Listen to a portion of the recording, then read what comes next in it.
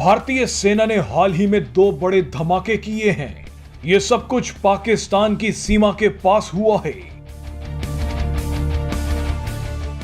सबसे पहले आपको दिखाएंगे कि कैसे पहली बार रात के अंधेरे में भारत ने स्वदेशी एयरक्राफ्ट कैरियर आईएनएस विक्रांत पर लड़ाकू विमान उतार दिया।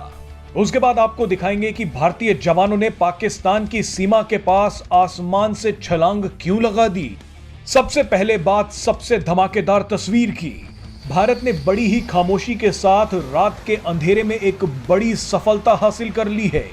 भारतीय नौसेना के एयरक्राफ्ट कैरियर आईएनएस विक्रांत पर मिग-29 के फाइटर जेट की रात में पहली बार लैंडिंग कराई गई है। यानी समंदर के बीच रात के अंधेरे में भारत का लड़ाकू विमान भारतीय एयरक्राफ्ट कैरियर पर आराम से उतर गया।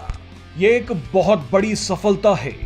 मिग लड़ाकू विमान की नाइट लैंडिंग तब कराई गई जब आईएनएस विक्रांत अरब सागर में था, यानी पाकिस्तान से ज्यादा दूर नहीं था। रात में लड़ाकू विमानों को एयरक्राफ्ट कैरियर पर उतारना आसान काम नहीं है।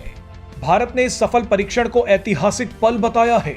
रात में सफल लैंडिंग का मतलब यह है कि युद्ध के समय अब दुश्मनों पर हमला करने के लिए दिन का इंतजार नहीं करना पड़ेगा। अब लड़ाकू विमान रात के अंधेरे में दुश्मन पर स्ट्राइक करके आराम से एयरक्राफ्ट कैरियर पर लैंड कर सकेंगे। अब आपको दूसरी तस्वीर दिखाते हैं। यह नजारा है भारत की पश्चिमी सीमा का, यानी यहां से भी पाकिस्तान ज्यादा दूर नहीं है। पाकिस्तान की सीमा के पास भारत के जवान अचानक हेलीकॉप्टर से कूद पड़े। भारतीय जवानों की ये धमाकेदार तस्वीरें पाकिस्तान की नींद उड़ाने के लिए काफी हैं।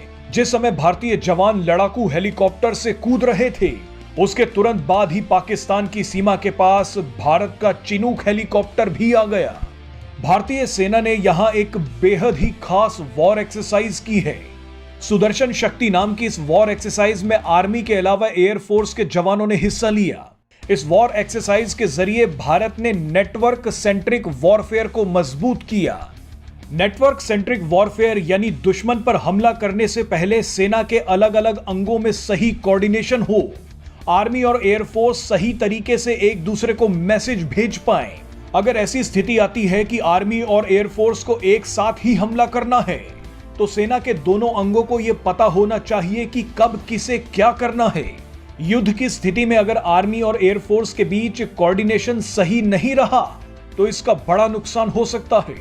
अब इसी चुनौती से निपटने के लिए आर्मी और एयरफोर्स ने पाकिस्तान की सीमा के पास ये युद्ध अभ्यास किया है।